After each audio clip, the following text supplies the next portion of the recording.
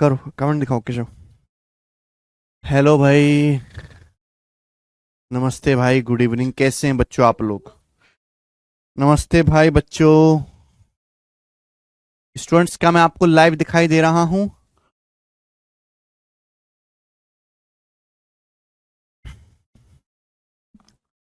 बच्चों, मैं आपको लाइव दिखाई दे रहा हूं? आप बोलोगे जी। चलिए। तो कल बच्चों मैंने आपको स्पेशल टाइप समझाया था, ठीक है ना? उसी पर बेस सवाल है। चलिए शुरू करते हैं मेरे प्यारे। बताओ, यदि ए की इनकम बी से 60% कम है तो बी की इनकम ए से कितने परसेंट ज्यादा है? करके बताइएगा। यदि ए की इनकम बी से 60% कम है, 60% की फ्रैक्शन वैल्यू 3/5। ए की जो इनकम है बी से 60% कम है। 20% 1/5, 60% 3/5। तो पूछा है बी की इनकम ए से कितना परसेंट ज्यादा है। भाई अगर ये 3 कम है तो ये 3 ज्यादा होगा। आप बोलोगे हाँ जी सर। बेस का आएगा, बेस का आएगा नीचे 5 - 3 2। 5 - 3 2, 2/3। अब आप बताओ, 1/2 होता है 50%, 1/2 50%, तो 3/2 क्या आएगा? 150%। तो सवाल का आंसर आ जाएगा 150%। बी की इनकम ए से 150% ज्यादा है। ठीक है ना? बहुत बेसिक और इजी टाइप है, ये करेंगे बच्चों। सवाल नंबर 63 बताओ। सवाल इस तरीके से भी आ सकता है मेरे प्यार भी। सिलेक्शन पोस्ट 2023 के पेपर का सवाल।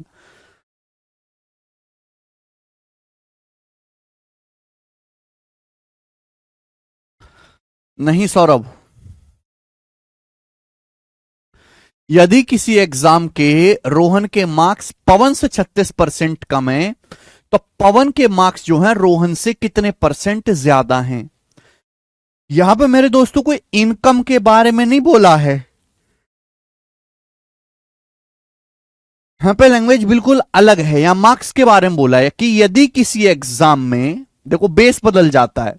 रोहन के मार्क्स पवन से 36% कम है, तो आपसे यह पूछा गया कि पवन के मार्क्स फिर रोहन से कितने परसेंट ज्यादा हैं। तो केवल बेस बदल गया मेरे दोस्तों। एग्जाम में रोहन के मार्क्स पवन से 36% कम है। 36% की फ्रैक्शन वैल्यू भाई 4%, 1/25। तो 36% 9/25। कम है तो माइनस, अधिक होता है तो प्लस। आप बोलोगे हाँ जी सर। तो पूछा पवन के जो मार्क्स है फिर रोहन से कितने परसेंट ज्यादा हैं। भाई अगर ये 9 कम है बच्चों तो 9 ज्यादा होगा। आप बोलोगे हाँ जी सर बिल्कुल से। नीचे बेस क्या आएगा? तो बेस आएगा जी 25 - 9 16। तो ये आ जाएगा जी 9/16। आप बोलोगे हाँ जी सर बिल्कुल सही, 9/16 ये आ जाएगा।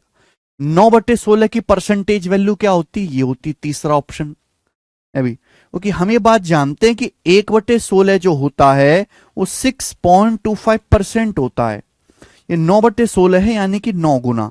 6.25 में 9 से गुणा करेंगे तो 56.25% सवाल का आंसर हो जाएगा। आदर्श 63.25 नहीं है बेटे, गलत कर रहे हो। 56.25% है। तो इससे आसान तरीका नहीं दुनिया में जो इस सवाल को करके दिखाए। सवाल नंबर है आपके सामने 64, ये देखेंगे। बताओ जल्दी से। सीजल 2023 प्री के पेपर का सवाल।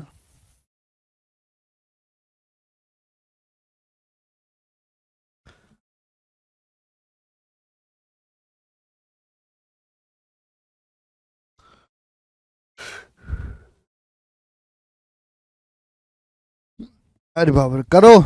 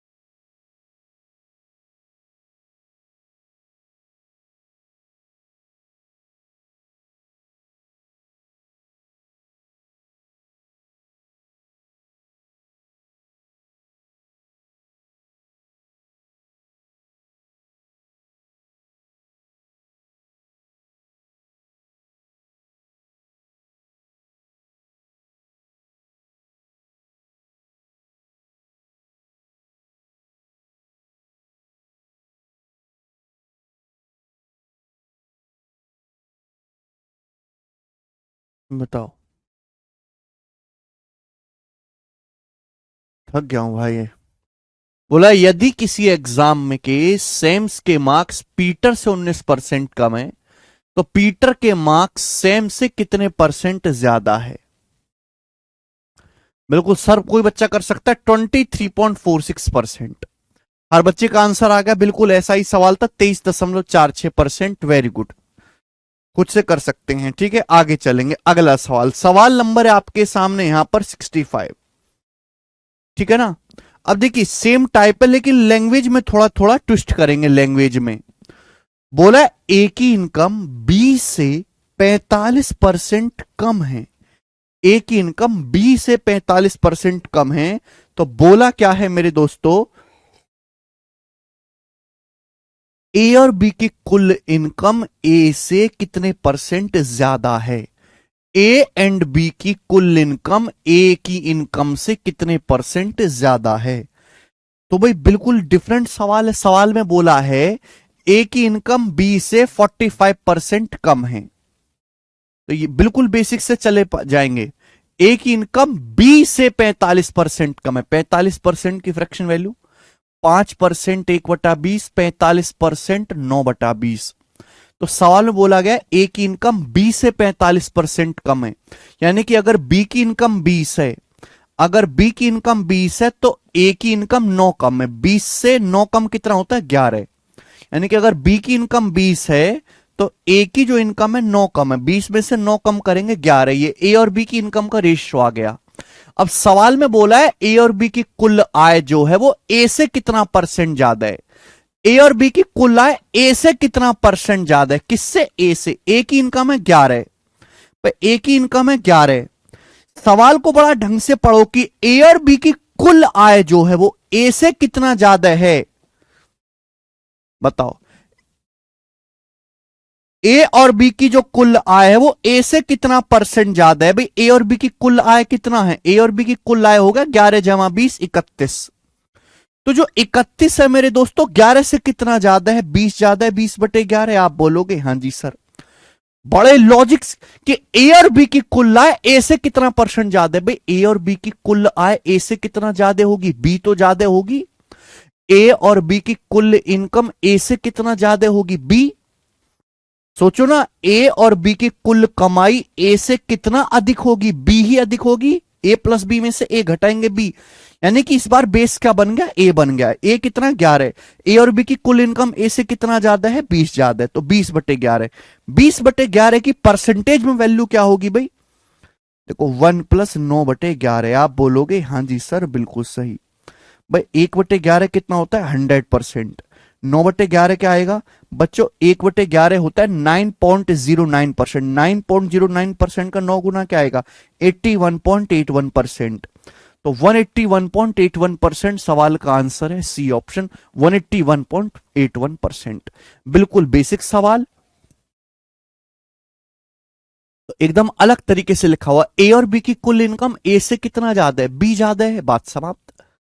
ठीक है, सवाल का आंसर सी ऑप्शन हो जाएगा। आगे एक और क्वेश्चन, सवाल नंबर है मेरे दोस्तों आपके सामने 66। 66 ये जो सवाल आपके सामने दिखाई दे रहा है ये दिल्ली पुलिस के पेपर में भी आया है 2022 में, और 2023 के एमटीएस के एग्जाम में भी आया है सेम क्वेश्चन। बताओ, एक पानी के पाइप को 2 टुकड़ों में काट दिया जाता है। एक पानी का पाइप है, इसको 2 टुकड़ों में काट दिया जाता है। तो बोला लंबा टुकड़ा पाइप की लंबाई का 64% है। Longer piece is 64% of the length of pipe. तो आपसे पूछा है भाई how much percent is the longer piece longer than the shorter piece. तो पूछा है कि लंबा जो टुकड़ा है वो छोटे टुकड़े की तुलना में कितना प्रतिशत अधिक लंबा है। क्लियर है, आप बोलोगे हाँ जी सर बिल्कुल सही। पहले तो आप सवाल को समझो कि जैसे मेरे दोस्तों पाइप है, आप ऐसे समझो मेरे प्यार भी कि जैसे मेरे दोस्तों पाइप है, ये एक पाइप है। क्लियर है, आप बोलोगे हाँ सर ये एक पाइप है। तो पानी के पाइप को 2 टुकड़ों में काट दिया जाता है। ये पानी का पाइप है, इसको हमने 2 टुकड़ों में काट दिया, यहां से 2 टुकड़ों में, एक बड़ा टुकड़ा हो गया, छोटा टुकड़ा हो गया। अब सवाल को ढंग से पढ़ो। सवाल में कहा गया कि जो लंबा पीस है वो पाइप की लंबाई का 64% है।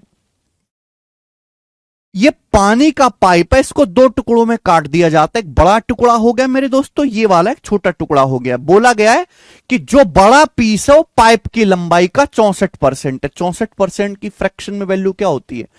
4% 1/25, 64% हो जाएगा 16/25। इसका मतलब ये कह सकता हूं कि अगर पूरे पाइप की लंबाई 25 है, अगर पूरे पाइप की लंबाई 25 है तो बड़े टुकड़े की लंबाई 16 है। लॉन्गर पीस की जो लंबाई है वो 16 है। तो आप मुझे बताओ फिर छोटे टुकड़े की लंबाई क्या होगी? 25 में से 16 घटाएंगे, छोटे टुकड़े की लंबाई क्या आएगी? 9। ये पाइप के बड़े टुकड़े और छोटे टुकड़े की लंबाई का अनुपात आ गया बेटे 16:9। लंबा टुकड़ा पाइप की लंबाई का 64% है। 64% मतलब होता है 16/25। यानी कि अगर नीचे क्या होता है? बेस। अगर पूरे पाइप की लंबाई 25 है तो लंबे पीस की जो लंबाई है वो 16 है। तो छोटे टुकड़े की लंबाई कितनी हो जाएगी मेरे दोस्तों? 9। 25 में से 16 घटाएंगे 9। सवाल में क्या पूछा है भाई? How much percent is the longer piece longer than the shorter piece? तो जो लंबा पीस है वो छोटे पीस से कितना परसेंट ज्यादा लंबा है? छोटे पीस से। तो छोटे पीस की लंबाई कितनी है मेरे प्यारे भाई? छोटे पीस की लंबाई कितनी है? 9। 9 से लंबे पीस की लंबाई कितनी है? 16। तो लॉन्गर पीस कितना ज्यादा लंबा है? 7 ज्यादा लंबा, 7/9। परसेंटेज में कितना आएगा? 1/9 11.11%, 7/9 77.77%। सवाल का आंसर है, बात खत्म। 1/9 11.11%, 7/9 77.77%। खत्म भाई। 1/9 में आपको सिखा चुका हूं 11.11%। 7/9 क्या होगा इसका? 7 गुना 77.77%। क्लियर है? तो देखो ये भी उसी टाइप के सवाल है, बट यहां पे लैंग्वेज को बहुत स्टाइलिश तरीके से लिखा गया है। केवल सवाल को कठिन बनाना काफी नहीं, अगर लैंग्वेज को भी थोड़ा सा अलग तरीके से लिख दिया जाए तो बालक फेल हो जाते हैं, क्योंकि बालकों का केवल गणित कमजोर नहीं है, ठीक है भाई, उनका हिंदी और अंग्रेजी भी कमजोर है।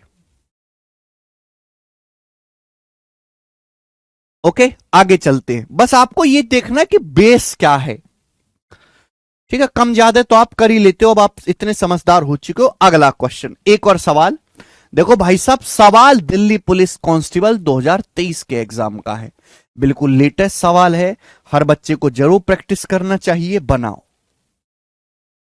इसी टाइप का सवाल है, जब भी टाइप चेंज होगा तो मैं आपको बता दूंगा। तो बोला है सैलरी में कितनी परसेंट की कमी वास्तव में 30% वृद्धि को रद्द कर देगी?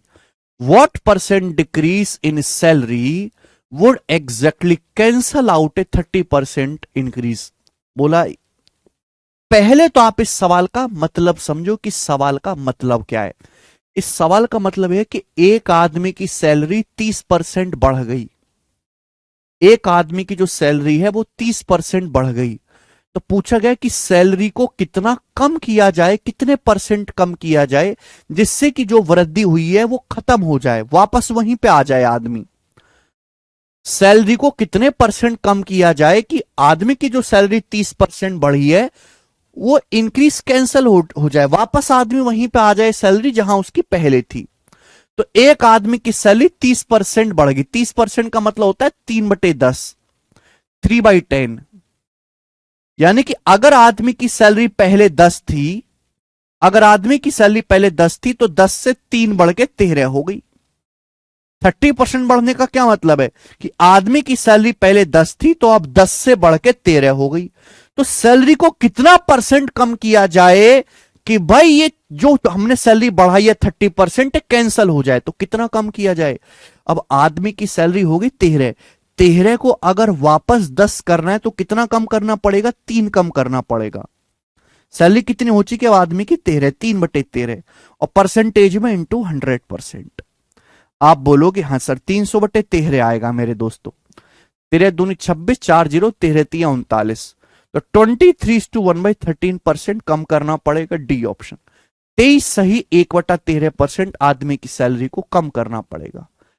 300 को 13 से भाग देंगे, इजीली दे सकते हैं, 23 सही 1/13।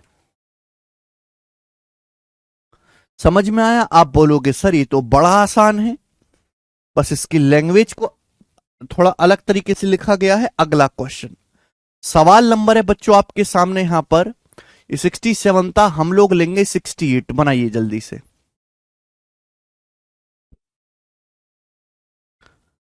सवाल नंबर 68 बताओ। एक और क्वेश्चन है सही, बनाइए जल्दी से।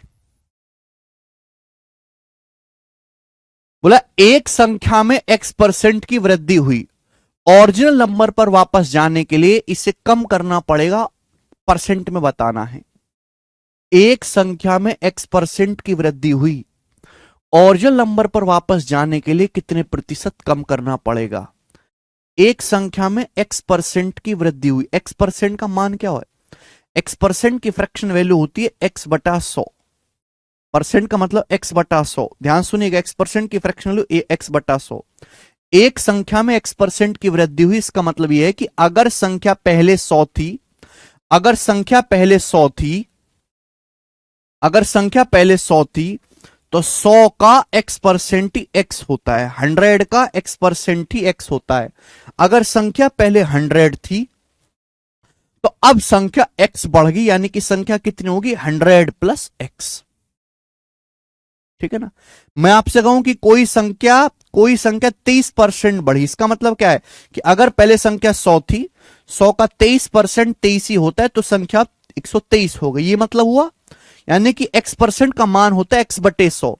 यानी कि अगर संख्या मेरे दोस्तों पहले 100 थी, तो अब संख्या x बढ़ गई, 100 + x हो गई। क्लियर है? संख्या कितनी होगी? 100 + x। अब 100 + x से वापस ओरिजिनल नंबर 100 पर जाने के लिए कितना कम करना होगा? 100 + x से वापस 100 पर जाने के लिए कितना कम करना होगा मेरे दोस्तों? 100 + x से वापस अगर 100 पे जाना है तो कितना कम करना होगा? 100 + x से अगर वापस 100 पे जाना है तो संख्या को x कम करना होगा। ये तो आया है फ्रैक्शन। परसेंटेज में कितना? इंटू 100%। परसेंटेज में निकालना है तो 100 से गुणा करो, प्रतिशत का साइन लगाओ, तो संख्या को 100x/100 + x% कम करना होगा। आंसर बी ऑप्शन है। बहुत सारे बच्चे गलत करेंगे इस सवाल को, बहुत सारे बच्चे इस सवाल का आंसर डी विकल्प बताएंगे, डी विकल्प गलत है। भाई किसी भी संख्या को अगर प्रतिशत में बदलना है तो हमें 100 से गुणा करनी पड़ती है और तब परसेंट का साइन लगाएंगे। तो 100 की x में गुणा होगी तो 100x/100 + x% इस सवाल का आंसर होगा। श्रद्धा जी आपने भी गलत कर दिया।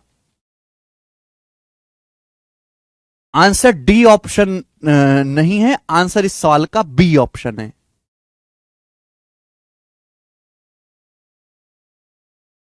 अच्छा रवि, अच्छा।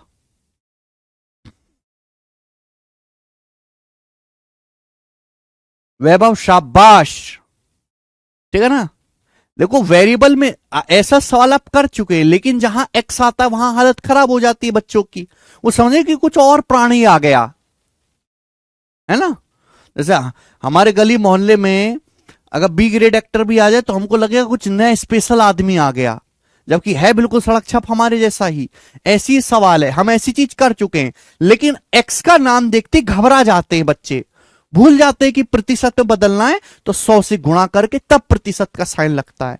इसलिए मैं अच्छी तरीके से बच्चों को पहचानता हूं, प्रैक्टिस करवाता हूं।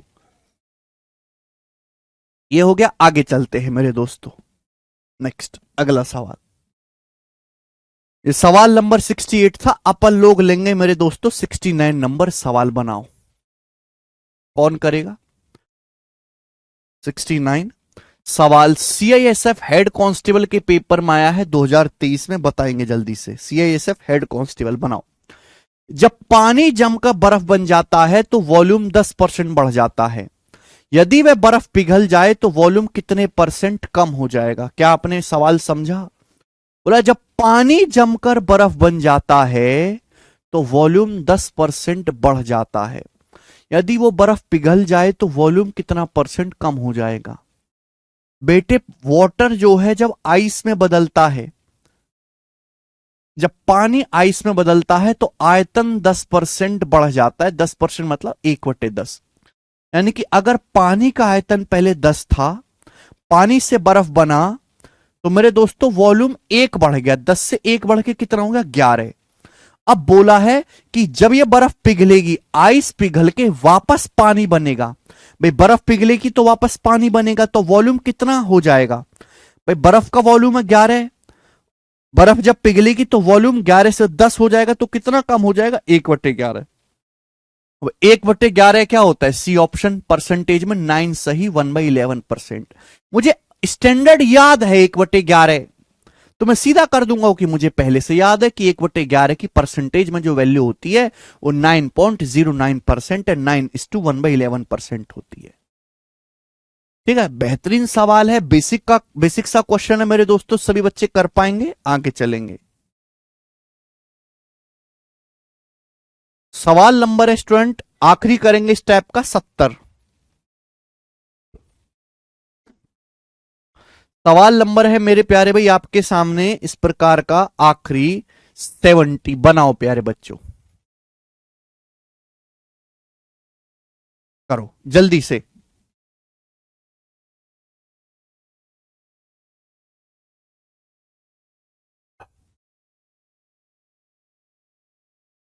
ए और बी दो फिक्स्ड पॉइंट 5 सेंटीमीटर अलग हैं, और सी ए बी पर एक पॉइंट है कि ए सी बराबर 3 सेंटीमीटर। यदि एसी की लंबाई 6% बढ़ जाती है तो बीसी की लंबाई कितने परसेंट कम हो जाएगी? बड़ा अच्छा सवाल है मेरे दोस्तों। ए और बी 2.5 सेंटीमीटर दूरी पर है, फिक्स। भाई 2 पॉइंट है ए और बी, एकदम फिक्स है, ये इनकी पोजीशन फिक्स है, एक दूसरे से 5 सेंटीमीटर की दूरी पर। बच्चों ये 2 पॉइंट है ए और बी, जो कि एक दूसरे से 5 सेंटीमीटर की दूरी पर है। फिक्स पॉइंट है, ये बोल दिया फिक्स पॉइंट है मेरे प्यारे भाई। सी एक पॉइंट ए बी पर इस प्रकार है कि ए सी 3। सी ए बी पर एक पॉइंट इस प्रकार है कि ए सी की लंबाई 3 सेंटीमीटर है। आप खुद सोचो, अगर एसी की लंबाई 3 सेंटीमीटर है तो बीसी की लंबाई कितनी होगी? 2 सेंटीमीटर। 3 और 2 5। आप बोलोगे हाँ जी सर। बोला है एसी की लंबाई 6% बढ़ जाती है तो बीसी की लंबाई कितना कम हो जाएगी? भाई जाहिर सी बात है, ए और बी तो फिक्स हो गए। ए और बी तो फिक्स हो गए, अगर मैं एसी की लंबाई बढ़ाऊंगा यानी कि सी को उधर खिसकना पड़ेगा तो बीसी कम हो जाएगा। अगर मैं एसी की लंबाई बढ़ाऊंगा तो सी उधर खिसकेगा राइट साइड में, बीसी की लंबाई कम हो जाएगी। भाई जितना एसी की लंबाई बढ़ाओगे बीसी की लंबाई उतना ही कम हो जाएगी। आपसे पूछा है बीसी की लंबाई कितने परसेंट कम हो जाएगी? मैंने एसी की लंबाई को 6% बढ़ाया। कितना बढ़ाया? 6%। एसी की लंबाई को कितना बढ़ाया मेरे दोस्तों? 6%। अब 3 का 6% होता कितना है? 3 का 6% कितना होता है? आप ये जवाब दो पहले तो मुझे। तो 3 का 6% होता है मेरे प्यारे भाई 18। 3 का 6% होता है 0.18। ऐसे लिख लो चाहे 0.18। भाई 3 सेंटीमीटर है एसी की लंबाई, 3 सेंटीमीटर का 6% निकालूंगा तो 18/100 0.18। तो एसी की लंबाई अगर 0.18 बढ़ेगी तो बीसी की लंबाई 0.18 सेंटीमीटर कम हो जाएगी। यही हो जाएगा, 0.18 सेंटीमीटर बीसी की लंबाई कम हो जाएगी। परसेंटेज में कितना कम होगी? तो बीसी की लंबाई कितनी है? 2, और परसेंटेज में इंटू 100%। तो बच्चों ये कितना आएगा? 0.20 कट गया, 9%। तो बीसी की लंबाई 9% कम हो जाएगी। 9% सवाल का आंसर है 9। सवाल में कोई दम नहीं था, बिल्कुल आसान है। दशमलव में नहीं भी बदलते तो भी उत्तर आता इस सवाल का। आगे अगला सवाल।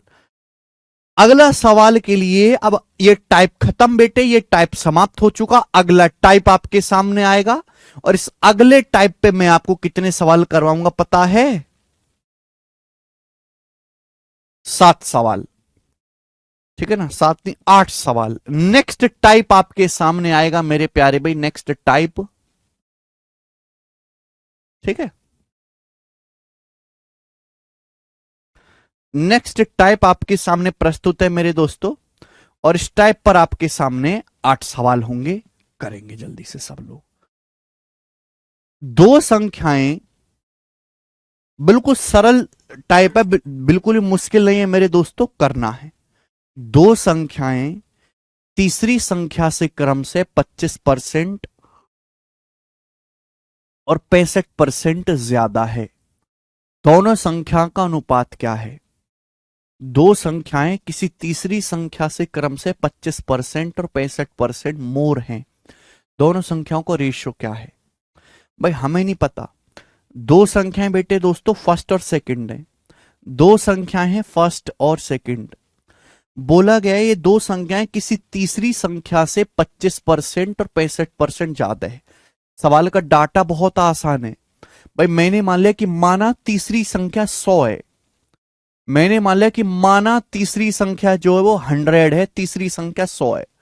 बोला दो संख्याएं तीसरी संख्या से 25% और 65% अधिक हैं। तो भैया पहली संख्या क्या है? 100 से 25% ज्यादा है। 100 से 25% ज्यादा है कितना होता है? 125। दूसरी संख्या क्या है? 100 से 65% ज्यादा है। 100 से 65% ज्यादा क्या होता है? 165। 100 से 65% ज्यादा क्या आएगा? 165। ये पहली और दूसरी संख्या का अनुपात आ गया। अनुपात लेंगे तो बताओ किससे कट रहा है जी? तो आप कहोगे सर 5 से कट रहा है। 5 से काट लेंगे। 5 से 125 25 बार। ये 5 तिया 15, एकम 5 तिया 15 33 बार। तो संख्याओं का अनुपात होगा डी ऑप्शन 25:33। ये इसका आंसर आ गया। तो बच्चों इस टाइप का कोई भी सवाल आता है तो आप 100 मान के करेंगे, इजिली होगा, डाटा भी बहुत आसान है। माना तीसरी संख्या 100 है, पहली दो संख्याओं का अनुपात निकाल लोगे आप। ठीक है जी, आप बोलोगे हां जी सर ये तो बहुत ही सरल निकला। अब जैसे जैसे मैं आगे बढ़ूंगा इस टाइप में, देखो टाइप में भी किसी एक टाइप में भी लेवल अलग अलग होते हैं। इस सबसे गिरा हुआ लेवल, इससे गिरा हुआ लेवल नहीं बनेगा इसमें। ठीक है भैया। अगला सवाल है स्टूडेंट आपके सामने 72। ये बताओ जल्दी से, दिल्ली पुलिस कांस्टेबल के पेपर का सवाल है ये आपके सामने। 2020 के पेपर का है, लेकिन ये बोला है दो संख्या तीसरी संख्या से क्रम से 29 और 37% कम है। दूसरी संख्या पहली से कितना परसेंट कम है? दो संख्याएं मेरे प्यार भी फर्स्ट और सेकंड। दो संख्याएं तीसरी संख्या से 29% और 37% कम है। तो भैया मैंने ये मान लिया कि माना तीसरी संख्या 100 है। मैंने मान लिया कि माना तीसरी संख्या 100 है। तो पहली संख्या कितनी कम है? 29% कम है। तो 100 का 29% 29 ही होगा। 100 से 29 कम कितना आएगा मेरे दोस्तों? 71। पहली संख्या 71 है, दूसरी संख्या 37 कम है। 100 का 37% 37 ही होगा। ये ध्यान देखिएगा, 100 का 37% आप निकालेंगे, परसेंट से 2 जीरो कटेगा, 37 ही होगा। तो दूसरी संख्या 37 कम है। 100 से 37 कम कितना आएगा मेरे प्यारे भी? 63। 63 ये पहली संख्या और दूसरी संख्या का अनुपात आ गया। लेकिन यह एक स्टेप और आगे पूछा है, बोला दूसरी संख्या पहली से कितना परसेंट कम है? सेकंड नंबर पहले से कितना कम है? तो सेकंड नंबर है 63। ये पहली संख्या से कितना कम है मेरे दोस्तों? 8 कम है। 71 से 63 कितना कम है? घटाएंगे, 8 कम है। पहली संख्या से बेस है 71 इंटू 100। आप बोलोगे हाँ सर परसेंटेज में निकालना है तो गुणा 100%। अब 800 को अगर आप 71 से भाग देंगे तो कितना आएगा बच्चों? लगभग आप निकाल सकते हैं। 800 के 71 से भाग दोगे तो 71 एकम 71 बचेगा, 9 जीरो। 71 एकम 71 तो 11 पॉइंट समथिंग आएगा, 11.7 आएगा। तो एक ही ऑप्शन है डी ऑप्शन, पूरा तो भाग जाएगा नहीं, 11.27% लगभग।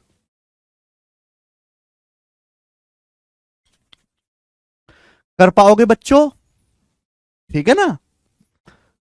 तो देखो बिल्कुल टाइप का सवाल है मेरे प्यारे भाई, लेकिन आप कर पाए। अब हो सकता है आपके एग्जाम में आ जाए कि बताओ पहला नंबर दूसरे नंबर से कितना परसेंट ज्यादा है। आपके एग्जाम में ये भी आ सकता है। ठीक है ना? तो कंसेप्ट क्लियर होना चाहिए। कम ज्यादा तो अब आप निकालने में माहिर हो चुके हो। ठीक है ना? मैंने आपको समझाया, इतने प्यार से है। पूरा भाग देने की जरूरत नहीं है।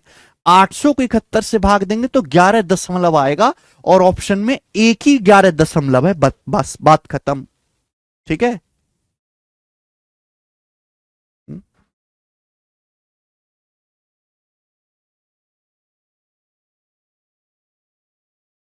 ठीक है भाई। नेक्स्ट सवाल है भाई साहब आपके सामने यहां पर, एक और लेंगे ऐसा ही। 73 करके बताओ जल्दी से, कौन करेगा?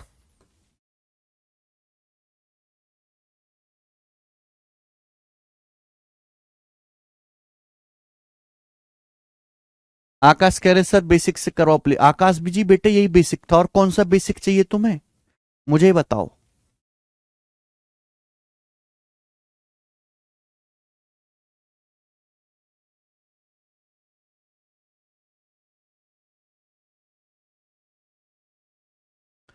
दो संख्याएं एक तीसरी संख्या से 90% और 75% कम है। पहली संख्या में कितने परसेंट वृद्धि की जानी चाहिए कि वह दूसरी संख्या के बराबर हो जाए? दो संख्या भी हमने मान ली फर्स्ट और सेकंड, फर्स्ट और सेकंड। सवाल में बोला है कि दो संख्याएं एक तीसरी संख्या से 90% और 75% कम है। तो भैया तीसरी संख्या माना 100 है, डाटा बहुत आसान है कि माना तीसरी संख्या 100 है, तो दो संख्याएं हैं वो तीसरी संख्या से 90% और 75% कम है। पहली संख्या 90% कम है, तो 100 से 90% कम करोगे कितना आएगा? 10। दूसरी संख्या 75% कम है, 100 से 75% कम करोगे कितना आएगा? 25। ये पहली संख्या दूसरी संख्या का अनुपात आ गया। सवाल में बोला गया कि पहली संख्या में कितना परसेंट बढ़ाया जाए कि वह दूसरी संख्या के बराबर हो जाए। ये पहली संख्या और दूसरी संख्या का अनुपात आ गया। पहली संख्या को कितना बढ़ाया जाए कि दूसरी संख्या के बराबर हो जाए? देखो एक चीज मैं आपसे कहना चाहता हूं कि 100 में जो भी चेंज आता है वो सीधा परसेंटेज में आता है। रेशियो यानी कि अनुपात एक ऐसी चीज है, रेशियो में किसी नंबर से गुणा करने पर कोई फर्क नहीं पड़ता। ये पहली संख्या और दूसरी संख्या का अनुपात है 10:25। पहली संख्या को कितना बढ़ाया जाए मेरे दोस्तों कि दूसरी के बराबर हो जाए? 10। अगर 10 को 100 बनाना है तो 10 से गुणा करनी होगी। अगर मैं इस पूरे रेशियो को 10 से गुणा कर दूं तो कोई फर्क पड़ता है क्या? नहीं। लेकिन बेस अगर 100 बन जाता है तो 100 में जो भी आंसर आता है वो सीधा प्रतिशत में आता है। मैं बता चुका हूं आपको। 100 से पहली संख्या को कितना बढ़ाया जाए कि दूसरी के बराबर हो जाए? पहली संख्या है 100, 100 को कितना बढ़ाया जाए कि दूसरी संख्या 250 के बराबर हो जाए? तो 150 बढ़ाना पड़ेगा। 100 को अगर 150 बढ़ाओगे तो आंसर भी कितना आएगा? 150%। 100 में जो भी बदलाव आता है वो सीधा ही प्रतिशत में आता है, तो 150% बढ़ाना होगा। 100 को 150% बढ़ाओगे तो आपका 250 हो जाएगा। सवाल का आंसर क्या है? C option. एकदम बेसिक सवाल, इसमें कोई भी परेशानी नहीं है। आगे चलेंगे।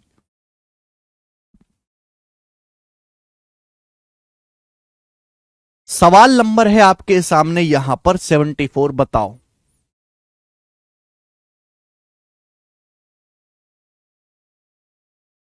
केशव, है ना? करो दोस्त अगला सवाल।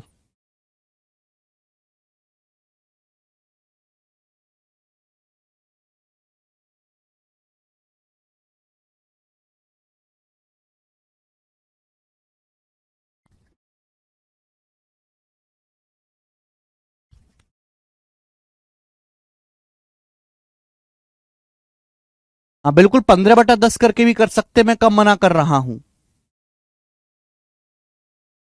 कई बार बता चुका हूं प्रवेश में, घर से पढ़ के आया करो प्रवेश। अगला सवाल।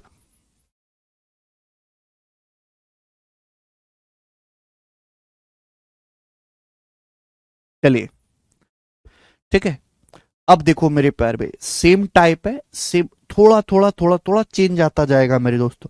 बेशक हम परसेंटेज पढ़ रहे हैं लेकिन इसमें रेशियो का भी इस्तेमाल होगा। रेशियो को किसी भी नंबर से गुणा कर दो कोई फर्क नहीं पड़ता। आपके सामने लिखा है 5:7, मैं 2 से गुणा करके लिख दूं 10:14, एक ही बात है। मैं 9 से गुणा करके रख दूं 45:63, एक ही बात है मेरे दोस्तों, कोई फर्क नहीं पड़ता, रेशियो को किसी नंबर से गुणा कर दो या भाग कर दो। बोला अविनाश के पास गौरव से 20% कम सिक्के हैं, गौरव के पास चेतन से 40% अधिक सिक्के हैं। चेतन के पास सिक्कों की संख्या अविनाश के पास सिक्कों की संख्या से कितना परसेंट कम है, बताओ।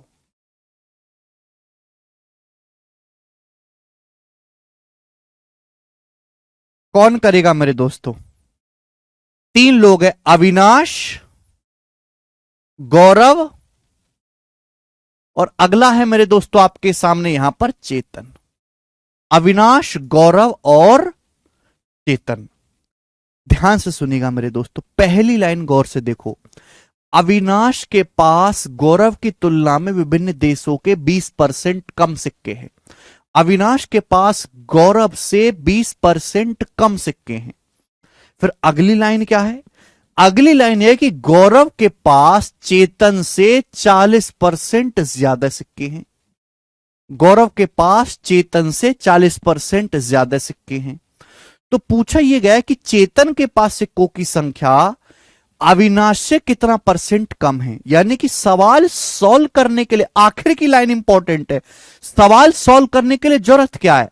बोला चेतन के पास सिक्कों की संख्या अविनाश से कितना परसेंट कम है। यानी कि मुझे इन दोनों में चेतन और अविनाश के पास सिक्कों की संख्या का रेशियो चाहिए। क्लियर है? देखिए, सवाल का डाटा बहुत आसान है, सवाल को 100 मान के भी कर सकते हैं। अगर आप गौर से देखो तो अविनाश के पास गौरव से 20% कम सिक्के हैं। अविनाश के पास गौरव से 20% कम सिक्के हैं और गौरव के पास चेतन से 40% ज्यादा सिक्के हैं। गौरव के पास चेतन से 40% ज्यादा सिक्के हैं। तो सबसे नीचे बेस क्या है? चेतन। अविनाश का बेस गौरव है, गौरव का बेस चेतन है। क्लियर है भाई? अविनाश का बेस क्या है? गौरव। अविनाश के पास गौरव से 20% कम है, गौरव के पास चेतन से 40% ज्यादा है। तो सबसे नीचे बेस क्या है? चेतन। तो भैया मैंने मान लिया कि माना चेतन के पास 100 सिक्के हैं। ये लिखने की जरूरत नहीं, आपको खुद समझ जाना चाहिए। ये धीरे धीरे प्रैक्टिस करोगे तो आएगा। माना चेतन के पास 100 सिक्के हैं तो गौरव के पास 40% ज्यादा है, 140। 100 से 40% ज्यादा 140, कोई दिक्कत आएगी नहीं। अविनाश के पास गौरव से 20% कम है। गौरव के पास 140 है, 140 से 20% कम कितना होता है भाई? एक किसी भी संख्या को 20% कम करोगे तो 80% रह जाएगा। 140 का 80%, 140 का 80% क्या होता है? 14 अट्ठे 112, 112। 140 का 20% 28 कम करोगे तो अविनाश के पास 112 है। ये तीनों के पास सिक्के आ गए। बोला चेतन के पास जो सिक्के हैं वो अविनाश से कितना परसेंट कम है? चेतन के पास सिक्के हैं 100, अविनाश के पास है 112। तो बताओ 112 से 100 कितना कम है? तो आप कहोगे सर 12 कम है ना। चेतन के पास 100 सिक्के, अविनाश के पास 112। तो बताओ चेतन के पास जो सिक्कों की संख्या वो अविनाश से कितना कम है? 12 कम है। 12/112। आप बोलोगे हाँ सर ये किससे चला जाएगा? इंटू 100%। परसेंटेज में निकालना है तो इंटू 100% आएगा। आप बोलोगे हाँ जी बिल्कुल सही, कोई परेशानी नहीं है। वैसे तो 4 से 100 जाएगा 25 बार और 4 से 112 जाएगा मेरे दोस्तों ये आपका 28 बार। ठीक है भाई। ये फिर 3 से भी चला जाएगा, 4 से और चला जाएगा, 4 3 12, 4 7 28। तो आ गया 75/7। 25 3 75। 75 को जब मैं 7 से भाग दूंगा तो 10 पॉइंट आएगा। 7 2 70, 10 दशमलव आएगा। ठीक है ना। अच्छा सभी में 10 दशमलव है। 25 3 75, 75 को 7 से भाग देंगे तो 7 2 70, बचेगा 5, 7 7 49। यानी कि 10.7% के आसपास सवाल का आंसर आएगा। डी ऑप्शन सवाल का आंसर है 10.7%। 10.7%।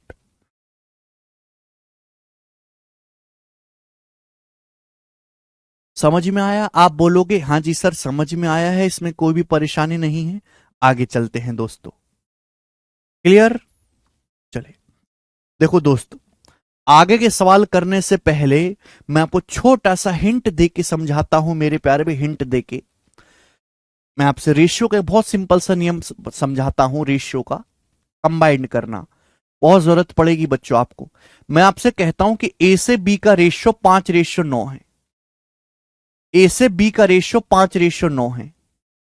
हम आपसे कहते हैं कि बी से सी का जो रेशियो है, बी से सी का जो रेशियो है वो 12:7 है।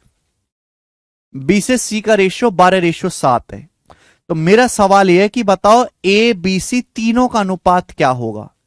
ए बी और सी तीनों का रेशियो क्या होगा, ये मेरा सवाल है आप लोगों से। करो बच्चों।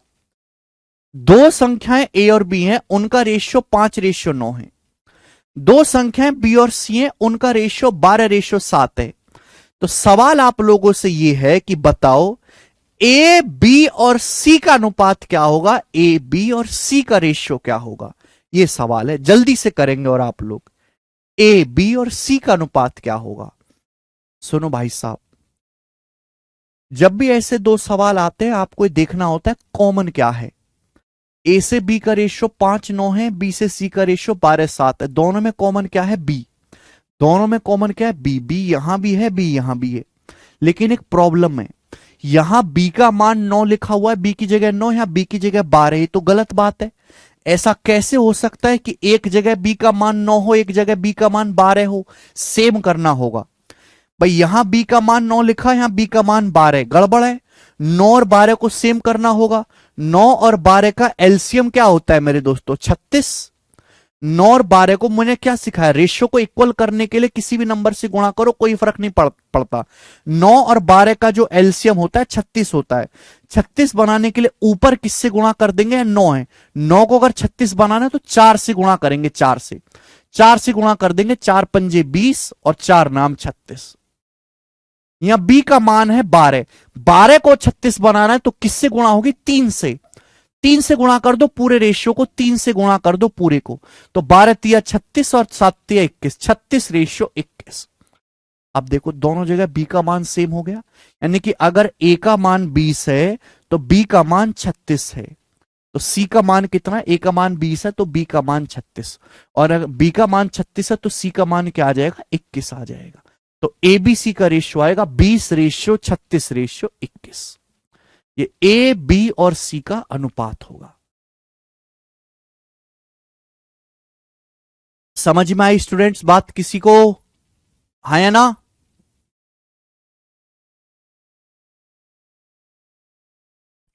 ठीक है। तो ऐसा कोई भी क्वेश्चन आए मेरे प्यारे भाई, तो आपको बस ये सोचना है कि ए बी सी का इसमें सॉरी कॉमन क्या है। यहां दोनों जगह बी कॉमन है तो हमने बी को बराबर कर दिया। ठीक है, वेरी गुड अंश। अच्छा, अब मैं थोड़ा सा चेंज करके आपसे पूछता हूं। जैसे सवाल ये आ गया मेरे प्यारे भाई आपके सामने कि A/B जो है, A/B बराबर 5:3, 5:3। और A/C बराबर 7:4। तो मेरा सवाल है बताओ ए बी और सी का अनुपात क्या होगा। ए बी सी का अनुपात क्या होगा। पिछले सवाल से एकदम अलग है प्यारे दोस्तों, पिछले सवाल से एकदम अलग है। बताओ जी कौन करेगा।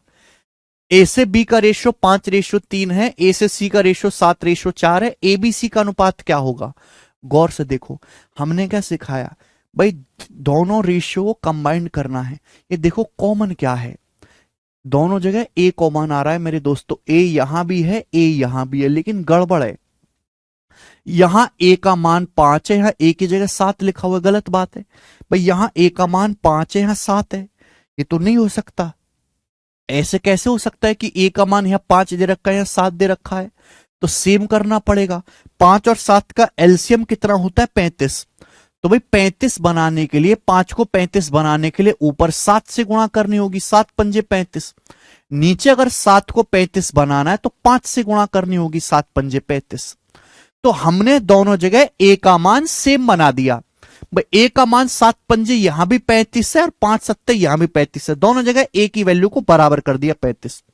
अगर ए का मान 35 से बच्चों तो बी कितना बन गया, बी बन गया जी 7 की 3 में गुणा 21, बी का मान बन गया 21। सी कितना बन गया मेरे दोस्तों, ये सी होगा सी, 5 की जब अंदर 4 में गुणा करेंगे 20, तो 35 रेशियो 21 रेशियो 20, ये एबीसी का अनुपात हो जाएगा। समझ में आई बात, बोलो अरे हाँ या ना, कभी तो कुछ बोला करो।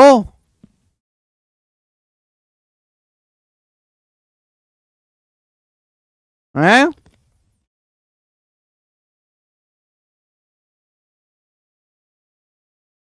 ठीक है जी, तो आप इस तरीके से रेशियो को कंबाइंड कर सकते हैं। चलो आगे चलते हैं मेरे दोस्त। अब जैसे हम आपसे इस पर बेस सवाल पूछेंगे, सवाल नंबर 75, ये बताओ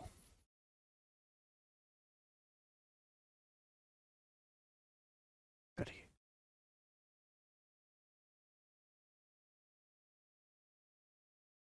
तीन संख्याएं एबीसी,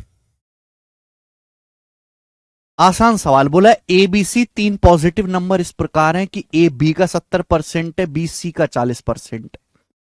ए बी का 70% है, बी सी का 40% है, ठीक है। यदि तीनों संख्याओं का योग 36 है, तीनों संख्याओं का योग 36 है, तो पूछा है बी और सी के योग का 15% ज्ञात करें। बी और सी के योग का 15% ज्ञात करें। बी और सी के योग का 15% निकालना है। 15% में 3 आता है भाई। अगर हम किसी भी संख्या का 15% निकालेंगे तो 15 का मतलब होता है 3 पंजे 15, 3 आएगा, तो आंसर 3 से कटने वाला होना चाहिए। दो ऑप्शन तो देखते ही हट जाएंगे। अगर सॉल्व करने की बात करें तो तीन संख्याएं ए बी सी इस प्रकार हैं कि ए बी का 70% है, ए का बेस बी है, और बी सी का 40% है, बी का बेस सी है। तो सबसे नीचे कौन बैठा है, सी। ए का बेस बी है, बी का बेस सी है, तो भैया मैंने सी को 100 मान लिया। मैंने सी को मान लिया 100।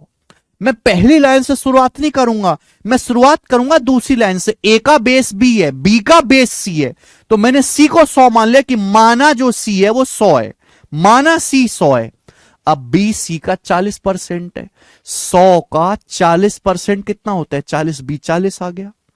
जब मेरे पास बी का मान आ गया तो मैं ए का मान भी निकाल सकता हूं।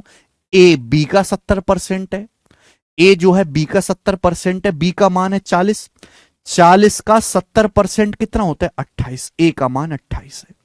तो बेटे ये ए बी और सी का रेशियो आ गया, ए बी सी का अनुपात आ गया। बोलो हां, आप बोलोगे हां जी सर बिल्कुल सही। हालांकि ये 4 से कट रहा है तो काट लेते हैं, 4 सत्ते 28, 4 दुसाम 40, और 4 से 100 जाएगा मेरे दोस्तों 25 बार। ठीक है जी, कुछ गड़बड़ है क्या? 100 था, ये 40 है मेरे दोस्तों, और ये 28 है। 4 से काटेंगे, 4 से 28, 4 दुसाम 40, और 4 से 100 25 बार, ये आ गया मेरे दोस्त। तीनों संख्याओं का योग 36 है। तीनों संख्याओं का योग आएगा कितना मेरे दोस्तों, तीनों संख्याओं का योग कितना है, तीनों संख्याओं का योग है 7, 10, 17, 17 और 25 42। सवाल में 42 यूनिट की वैल्यू मेरे दोस्तों कितनी दे रखी है, 36 दे रखी है। 42 यूनिट की वैल्यू सवाल में 36 दे रखी है। ठीक है, बस तीनों संख्याओं का योग कितना है मेरे प्यारे भाई। अच्छा यहां हिंदी में गलत लिखा हुआ है, हिंदी में गलत लिखा हुआ है, 336 है बेटे। तीनों संख्याओं का जो योग है 336 है। तीनों संख्याओं का योग आएगा कितना, 7 जमा 10 17, 17 25 42। 42 यूनिट की वैल्यू सवाल में तीनों संख्याओं का योग 336 दिया हुआ है। कितने गुना, कितने गुना, तो आप कहोगे सर ये दिख रहा है 336 को अगर 42 से भाग देंगे 8 गुना ही, 8 गुना। तो आपसे पूछा है बी और सी के योग का 15% ज्ञात करें। बी और सी के योग का 15%, तो बी और सी का योग कितना आएगा, बी और सी का योग आएगा 10 और 25 35। बी और सी का योग आएगा 35, तो बी और सी का योग भी कितना आएगा, 35 का 8 गुना। ये बी और सी का योग आ गया मेरे दोस्तों, ये बी और सी का योग आ गया, बी प्लस सी। 25 10 35। लेकिन सवाल में बी और सी का योग नहीं पूछा, बी और सी के योग का 15% पूछा है। इसकी भी 15% की वैल्यू निकालनी है। 15% क्या होता है? 5%, 1/20, 15%, 3/20। आप बोलोगे हाँ जी सर बिल्कुल सही, कोई भी प्रॉब्लम नहीं है। अब हो गया मेरे दोस्तों, 35 अट्ठे 280। 280 को जब 20 से काटेंगे 14 14 बार जाएगा मेरे दोस्तों, और 14 तिया कितना आएगा? 42, यानी कि 42। 42 इस सवाल का आंसर है। हर बच्चा कर पाया है। ए ऑप्शन एकदम करेक्ट है, ऑप्शन नंबर ए, 42।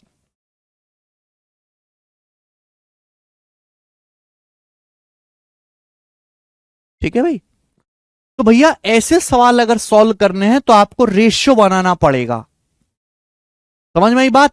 ऐसे क्वेश्चन अगर आपको सॉल्व करने हैं तो संख्याओं का रेशियो बनाना पड़ेगा। कभी बहुत आसानी से रेशियो बन जाता है, कभी थोड़ी मेहनत करनी पड़ती है। कोई रेशियो आ गया तो एग्जाम में कुछ भी पूछ ले, आड़ा टेढ़ा कुछ भी पूछ ले, आप हर चीज निकाल सकते हैं। आगे जैसे एक क्वेश्चन और करेंगे हम अभी, ठीक है? 4 सवाल और है इस टाइप के। बनाओ सवाल नंबर 76 करेंगे जल्दी से। सवाल नंबर 76 बनाइएगा।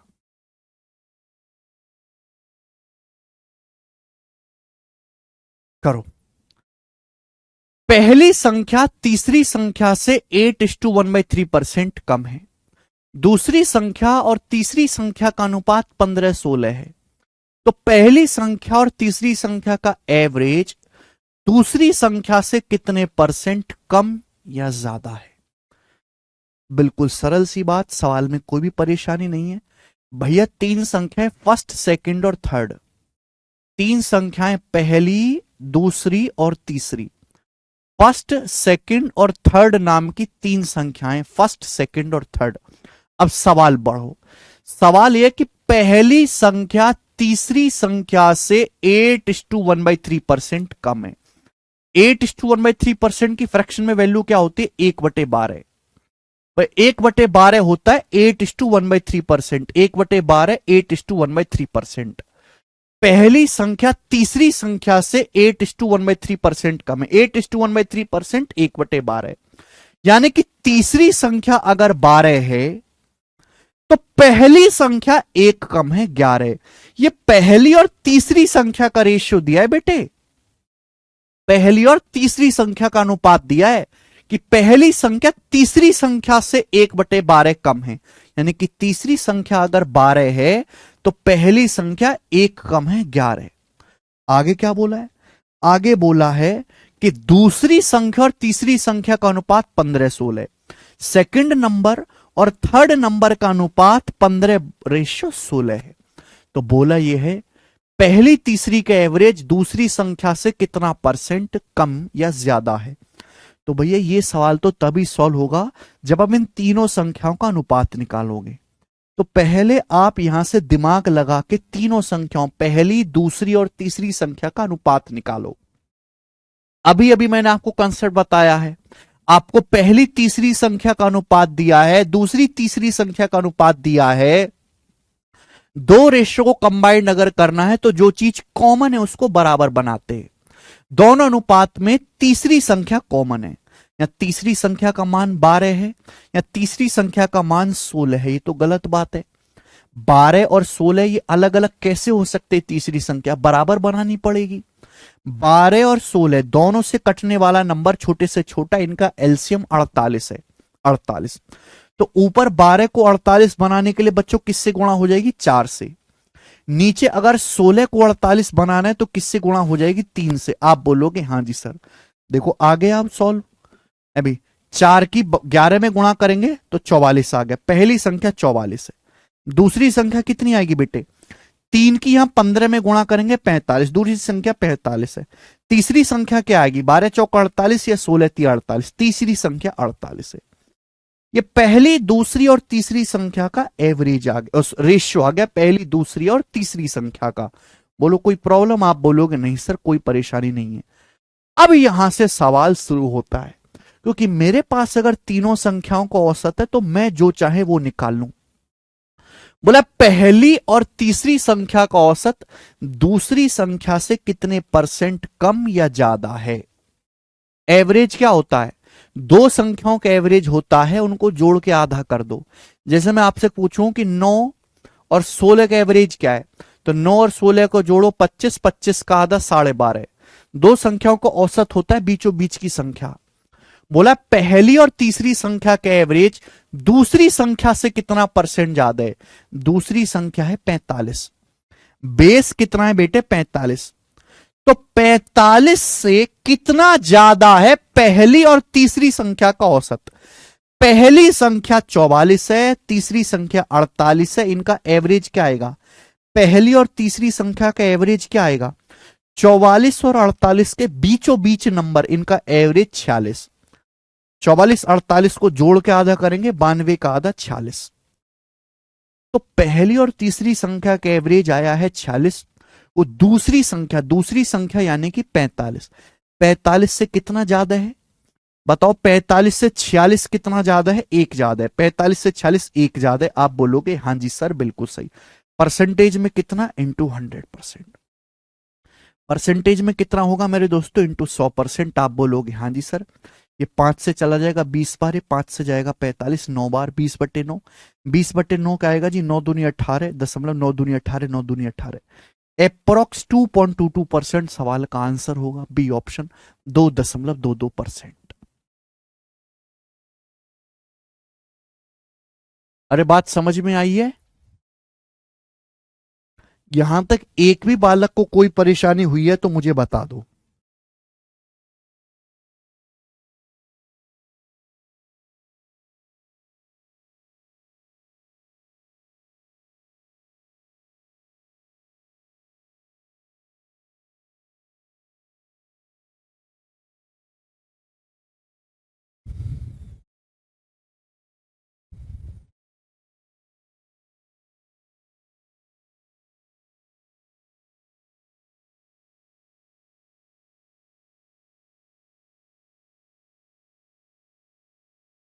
अरे बात आई समझ में?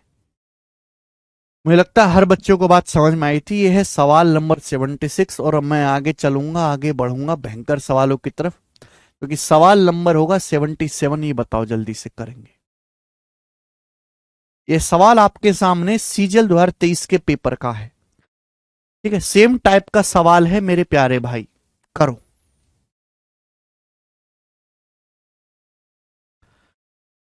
ठीक है, देखो ये वाली जो कैलकुलेशन है आप दिमाग में कर सकते, लिखना नहीं होता है मेरे दोस्त, बनाए।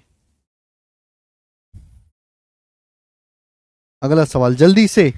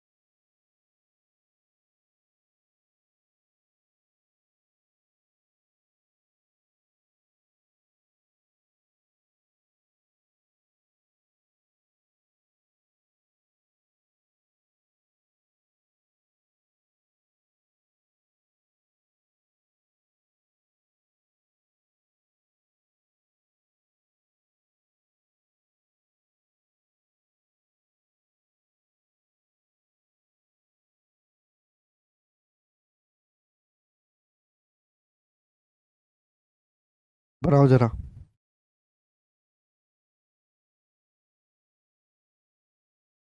तरुण के पास एक प्लॉट है, having an area that was 10% more than area of plot owned by बसाब, जिसका एरिया प्लॉट बसाब के पास जो प्लॉट है उससे 10% ज्यादा है।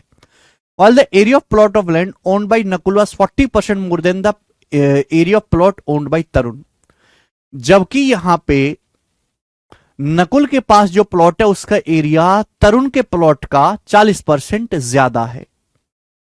यदि नकुल के प्लॉट का एरिया 2695 स्क्वायर फीट है तो आपसे पूछा है बासाब के प्लॉट का एरिया क्या है। तो भाई यहां पे 3 लोग हैं, सवाल बड़ी आसानी से निबट जाएगा अगर मैं तीनों लोगों के प्लॉट का एरिया निकाल लूं। तरुण, ये एक बहुत सिंपल सी लैंग्वेज को बस खींच के लंबा कर दिया है, खींच के लंबा कर दिया। प्री के पेपर का सवाल है और ऐसे 3-4 सवाल आ रखे जिनमें केवल डाटा चेंज था। ध्यान सुनेगा, 3 लोग हैं, तरुण, बासाब और निखिल, यही 3 लोग हैं। आप बोलोगे हां जी सर। सवाल में साफ साफ कहा गया है कि तरुण के पास प्लॉट का एरिया बासाब से 10% ज्यादा है। तरुण का एरिया बासाब से 10% ज्यादा है और नकुल के जो प्लॉट का एरिया है मेरे प्यारे भाई वो तरुण से 40% ज्यादा है। नकुल के प्लॉट का एरिया तरुण से 40% ज्यादा है। तो देखो बेस देखा करो, जो सबसे नीचे बेस आता है उसको 100 मानो। तरुण का एरिया बासाब से 10% ज्यादा है, फिर नकुल का एरिया मेरे दोस्तों तरुण से 40% ज्यादा है, तो सबसे नीचे तो बासाब भाई हुए ना।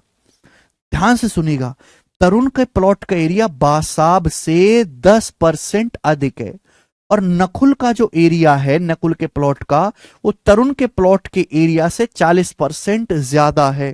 तो सबसे नीचा बेस कौन सा हुआ? बासाब। क्लियर है? आप बोलोगे हां जी सर। तो बेटा अगर मैं इसको 100 मानूंगा मुश्किल होगी भाई, इसको 100 मानूंगा तो ये तो मुश्किल आ जाएगी ना। तो सबसे इजी तभी बनेगा सवाल जब आप बासाब के प्लॉट का एरिया 100 मानो, कि माना इसके प्लॉट का एरिया 100 था तो तरुण के प्लॉट का एरिया 10% ज्यादा है, 110 आ जाएगा।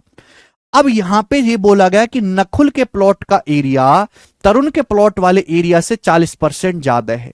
अब 110 से 40% ज्यादा कितना होता है? 110 का 40% होता है 44। अब 110 से 44 ज्यादा नकुल के प्लॉट का एरिया 154 आ गया, 154। ये तीनों लोगों के प्लॉट का एरिया बड़ी आसानी से निकल गए। सबसे इजी तरीका है कि भाई जो सबसे नीचे आदमी दिखाई दे रहा हो उसको 100 मानो, तीनों के प्लॉट का एरिया आ गया। नकुल के प्लॉट का एरिया 2695 है, तो 154 की वैल्यू सवाल में 2695 स्क्वायर फुट दे रखी है। तो आपसे पूछा है बासाब के प्लॉट का एरिया और आपसे 100 की वैल्यू यहां से पूछी है। 154 की वैल्यू आपको 2695 दी है और आपसे 100 की वैल्यू पूछी है मेरे दोस्तों। जल्दी से जवाब देंगे, किससे जाएगा मेरे दोस्तों? हाँ जी, देखो 11 से तो कटना ही है, ये 14 बार। अगर मैं इसको 11 से काटूंगा तो 11 दूनी 22, 4 9, 11 चौक 44, 11 पंजे 55। देखो 7 से तो कटना ही है, 7 से कटना ही है, 7 दूनी 14 और 7 से जाएगा मेरे दोस्तों 35 बार, 7 21 और 3 7 पंजे 35। तो 2 यूनिट की वैल्यू 35 है, क्या बचेगा? 2, ये बच गया 35। तो 2 यूनिट की वैल्यू 35 स्क्वायर फीट है, 2 की वैल्यू 35 स्क्वायर फीट है। तो 100 यूनिट की वैल्यू क्या आएगी भाई? 2 से अगर 100 यूनिट की वैल्यू निकालें तो 50 गुना होगा। अगर 2 यूनिट की वैल्यू 35 है तो 100 यूनिट की वैल्यू निकालने के लिए 2 में 50 से गुणा कर दो, 100 आ जाएगा। तो 100 यूनिट की वैल्यू कितनी आएगी? 35 गुणा 50, 35 गुणा 50 आ जाएगा 1750। तो 1750 स्क्वायर फीट इस सवाल का आंसर होगा बासाब के प्लॉट का एरिया, ए ऑप्शन। बस बात खत्म। ठीक है, मुझे लगता है कि आप इस टाइप के सवाल को बड़ी सरलता के साथ कर पाएंगे, कोई भी एक पहले की इसमें परेशानी नहीं है। एग्जामिनर कर क्या सकता है? थोड़ी बहुत कैलकुलेशन ही कम ज्यादा कर सकता है और तो उसके हाथ में कुछ है नहीं। जैसे हम एक और सवाल लेंगे यहां पर जो कि होगा सवाल नंबर 78। करके बताओ जल्दी से, बताइएगा। इसी टाइप का, टाइप चेंज नहीं कर रहे मेरे दोस्तों, सेम इसी टाइप का सवाल बोला है। एक संख्या ए का 11/5 संख्या बी के 22% के बराबर है। संख्या ए का 11/5 संख्या बी के 22% के बराबर है। संख्या बी तीसरी संख्या सी के 2.5% के बराबर है। अच्छा, यदि सी का मान 5500 है तो ए के 80% और बी के 40% का योग कितना है?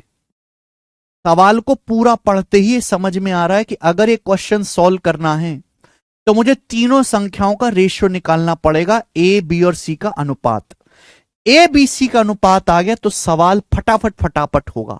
पहली लाइन बोला संख्या ए का 11/5 गुना संख्या बी के 22% के बराबर है। संख्या ए का 11/5 गुना संख्या बी के 22% के बराबर है। 22% के संख्या ए का 11/5 गुना बी के 22% के बराबर है। ये तो गड़बड़ है ना। संख्या ए का 11/5 11/5 of A is 22% of B. यहां परसेंटेज में या भिन्न में, या तो इसको भी भिन्न बनाओ या इसको परसेंटेज में बनाओ। बेटा ये 11/5 होता क्या है पहले तो तुम ये बताओ। 1/5 होता है 20%। 1/5 20% होता है, 11 गुना है। तो 20% का 11 गुना क्या होता है? 20% का 11 गुना होता है 220%। समझ में आई मेरी बात? आप बोलोगे हाँ जी सर, तो मैंने दोनों तरफ परसेंटेज बना लिया। 22 से 220 कितनी बार चला गया? 10 बार चला गया। तो बी आ जाएगा उधर, 10 चला जाएगा उधर। तो ए से बी का रेशियो कितना आ गया? ए से बी का रेशियो आ गया 1:10। ये ए से बी का रेशियो आ गया जी 1:10। आप बोलोगे हाँ जी सर, बी उधर चला जाएगा, 10 उधर चला जाएगा, ए से बी आ गया 1:10। अगली लाइन सवाल में बोला है संख्या बी जो है वो सी का 2.5% है। संख्या बी जो है वो सी का 2.5% है। 2.5% कितना होता है? 1/40। 1/40। संख्या बी जो है वो सी का 2.5% है, यानी कि मेरे प्यारे भाई संख्या बी जो है वो सी का 2.5% है। 2.5% मतलब 1/40। सी का संख्या बी जो है वो सी का 2.5% है। 2.5% क्या होता है फ्रैक्शन में? 1/40। यानी कि सी का मान अगर 40 है तो बी का मान 1 है। ये बी से सी का अनुपात आ गया। देखो मुझे इन दोनों रेशियो को कंबाइंड करना है।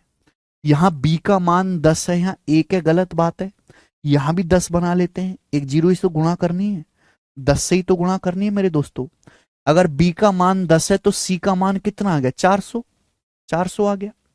देखो संख्या बी सी का 2.5% है। 2.5% मतलब 1/40। 400 को 1/40 से भाग देंगे, 10 ही तो आएगा। तो तीनों संख्याओं का ए बी और सी का अनुपात आ गया। क्लियर? आप बोलोगे हाँ जी सर एकदम क्लियर। बोला है सर सी का मान 5500 है। सी का मान 5500 है। तो देखो ये चीज बड़ी इंटरेस्टिंग पूछी गई है। ए के 80% और बी के 40% का योग क्या है? ए के 80% और बी के 40% का योग, ये है ए। ए का मान है 1। 1 का 80% क्या होता है? 1 का 80% होता है 0.8। ए का मान कितना है? 1। ए का 80%, 1 का 80%, 80% होता है 80/100। 80/100 मतलब 0.8। बी का 40%, बी का मान है 10। 10 का 40% कितना होता है? 10 का 40% होता है 4। 10 का 40% होता है 4। तो आपसे इनका योग पूछा है, इनका योग क्या आएगा? 4.8। तो आपसे सवाल में 4.8 यूनिट की वैल्यू पूछी है। 4.8 यूनिट की वैल्यू सवाल में पूछी गई है। क्लियर है? आप बोलोगे हाँ जी सर एकदम क्लियर है, कोई भी परेशानी नहीं है। सी का मान 5500 है। सी का मान है मेरे दोस्तों 400। सवाल के अनुसार सी का मान 400 है। 400 यूनिट की वैल्यू सवाल में कितनी दी है? 5500। 5500। आप बोलोगे हाँ जी सर। सी का मान 400 है, 400 यूनिट की वैल्यू कितनी दी है? 5500। तो 1 यूनिट की वैल्यू कितनी है भाई? 400 को अगर नीचे ले जाएंगे तो 55/4 गुना। ये 55/4 गुना है मेरे दोस्तों। आप बोलोगे हाँ सर 1 यूनिट की वैल्यू 55/4। आपसे पूछा 4.8 यूनिट की वैल्यू, तो 4.8 यूनिट की वैल्यू भी 4.8 गुणा 55/4 आएगा। आप बोलोगे हाँ जी सर बिल्कुल सही। 4 से 4.8 जाएगा 1.2 बार। 55 की 1.2 में गुणा करेंगे तो 60 और 6 66 यानी कि 66। तो सवाल का आंसर आ गया भाई मेरे 66। 66 इस सवाल का आंसर है। ऑप्शन नंबर डी करेक्ट है। D option.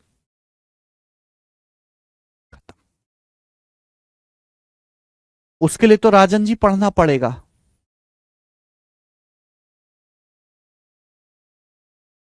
थोड़ी सी मेहनत है सवाल में। पहले आपने तीनों संख्याओं का रेशियो निकाला, फिर सी का मान बराबर रखा, पूछा क्या है, ए का 80%, 1 का 80%, 0.8, बी 10 है, 10 का 40%, 4, इनका योग, योग के लिए फिर इनको जोड़ा 4.8। ठीक है, समझ में आया?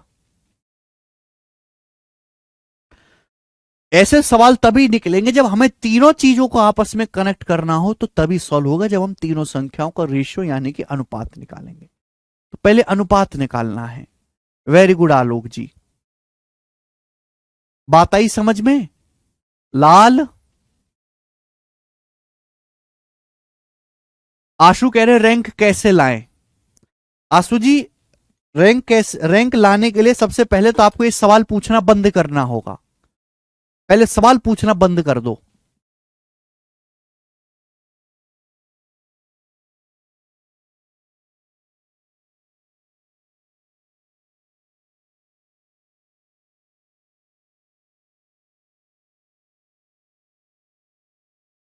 सबसे आसान सवाल है, बिल्कुल भी मुश्किल नहीं है ये।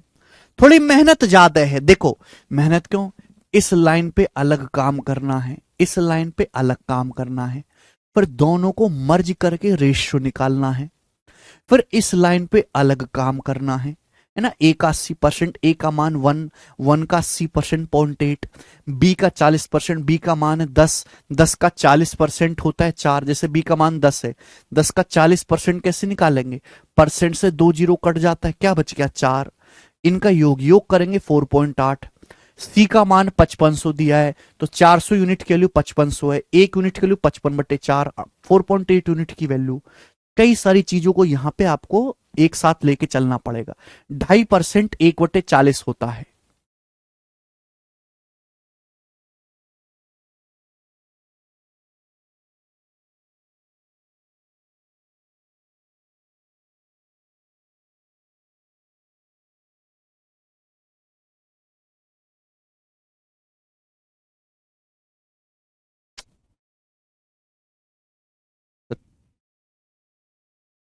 भाई दोनों को योग किया है सब भाई। मैं एक चीज आपसे कहना चाहूंगा कि सॉल्यूशन के चक्कर में ना पढ़े, सवाल को पढ़ें। आप सवाल नहीं पढ़ते, केवल सॉल्यूशन देखते रहते हैं। अगर कोई भी डाउट आता है तो सवाल पे वापस जाएं, फिर कोई डाउट आता है तो सवाल पे वापस जाएं। हर डाउट का जवाब सवाल में छुपा हुआ है। 55/4 कैसा है, 400 यूनिट की वैल्यू 5500 है। आप मुझे बताओ, अगर 400 यूनिट का मान 5500 है, तो 1 यूनिट का मान कितना आएगा भाई, 400 उधर चला जाएगा, 5500/400, 2 जीरो से 2 जीरो कट जाएगा, तो 1 यूनिट के लिए 55/4। क्या ये बात लिख के समझाने की तो बड़ी आसान सी है, इसमें कुछ भी नहीं है। सुरेंद्र कह रहे हैं तीनों फ्रैक्शन में हो, तो तीनों फ्रैक्शन में क्यों रहेगा, जब हम किसी भी संख्या का अनुपात लेते हैं तो फ्रैक्शन तो हटा ही देते हैं, तो उसका कोई चांस ही नहीं है। स्पीड केवल प्रैक्टिस से बढ़ेगी भैया, केवल प्रैक्टिस से गणित सीखा जाता है, केवल प्रैक्टिस से। पढ़ने से कभी गणित नहीं आता, कंसेप्ट थ्योरी फॉर्मूला याद करने से गणित किसी का मजबूत नहीं होता। अगर आपको सारे डाउट खत्म करने हैं, स्पीड बढ़ानी है, तो उसका केवल एक ही इलाज है, केवल प्रैक्टिस, अंधाधुंध प्रैक्टिस। एक एक टाइप के जब आप कई की सवाल लगा लोगे तो होगा।